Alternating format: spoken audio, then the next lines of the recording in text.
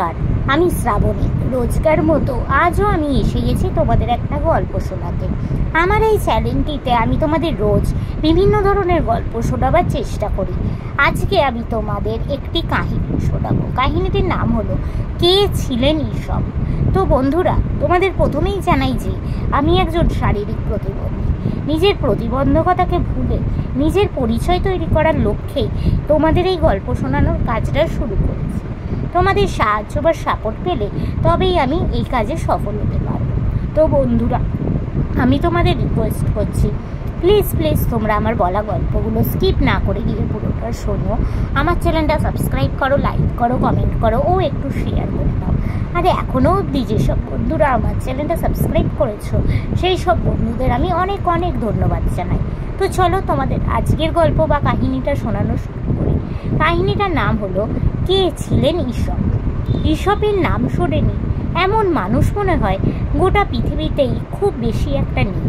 তার কোনো না কোনো গল্প তোমরাও নিশ্চয়ই এরই মধ্যে পড়ে বা শুনে ফেলেছ। সেই যে একটা শিয়াল কিছুতেই আঙুল গুচ্ছে নাকাল না পেয়ে শেষে আঙুর ফল টক বলে চলে গিয়েছিল। কিংবা ধরো খরগোশ আর কচ্ছপের সেই গল্পটা, অহংকারী খরগোশ আর কচ্ছপের জেদ আর নিষ্ঠার কাছে দৌড় প্রতিযোগিতায় কেমন হেরে গিয়েছিল। অথবা সেই যে একটা রাখাল ছেলে যে মিছিমিছি বাঘ চেঁচিয়ে লোক জড়ো করতো, তারপর যখন সত্যিই একদিন তার ধারার পালে ডাক এসে পড়লো, তখন সেই ছেলেটা চিৎকার শুনেও কেউ তাকে বাঁচাতে এলো না। এসব যে ঈশপেরই গল্প তা তো তোমরা জানো, কিন্তু কথা হচ্ছে এমন চমৎকার সমস্ত গল্প যার রচনা সেই মানুষটি কেমন ছিল। প্রাচীন গ্রীক দেশের এই মানুষ ছিলেন একজন কৃতদাস।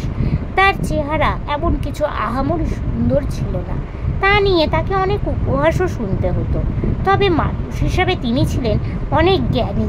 তার আশেপাশের সমস্ত লোকজনের আচার ব্যবহার খুব খুঁটিয়ে তিনি লক্ষ্য করতেন। তারপর তাদেরই দোষ আর গুণ নিয়ে বানাতেন নানা গল্প। প্রত্যেকটি মানুষের মধ্যে এমন অনেক দোষ গুণ আছে যা দেখে বিভিন্ন পশু পাখির কথা মনে আসে। ঈশপের এইসব গল্পের চরিত্রগুলিও তাই অধিকাংশ ক্ষেত্রে মানুষ নয়, পশু পাখি। অবশ্য পশু পাখির কাহিনীর ছদ্মবেশে মানুষের কথাই লিখেছেন ঈশপ। ঈশপের যে প্রভু ছিল তার নাম ছিল রাজা কোষাস। একবার কিছু টাকা নিয়ে তাকে ডেলফিতে পাঠান। এই ডেলফি জায়গাটি ছিল পুরোহিতরা। তারা ভবিষ্যৎবাণীর জন্য বিখ্যাত ছিল, কিন্তু তারা ছিল বড় লোভী। তারা যত টাকা পায় ততই আরও বেশি টাকা চায়। তাদের এই অর্থলোভ দেখে ঈশপ বাদলের একটি গল্প, আর সেই গল্পটি তিনি তাদের শুনিয়েও দিলেন। সেই যে একটা লোভী লোক যার একটা সোনার ডিম পাড়া হাঁস ছিল, সেই হাঁস রোজ একটা করে ডিম পাড়ত।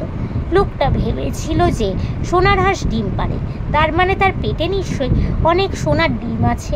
সোনার লোভে একদিন লোভী লোকটা হাঁসের পেটটাই ফেলল কেটে। তাতে ফল হলো এই যে রোজ সে যে একটা করে সোনার ডিম পেত, তাও আর তার পাওয়া হলো না। এই রকম আরও অনেক গল্প বানিয়েছিলেন ঈশপ।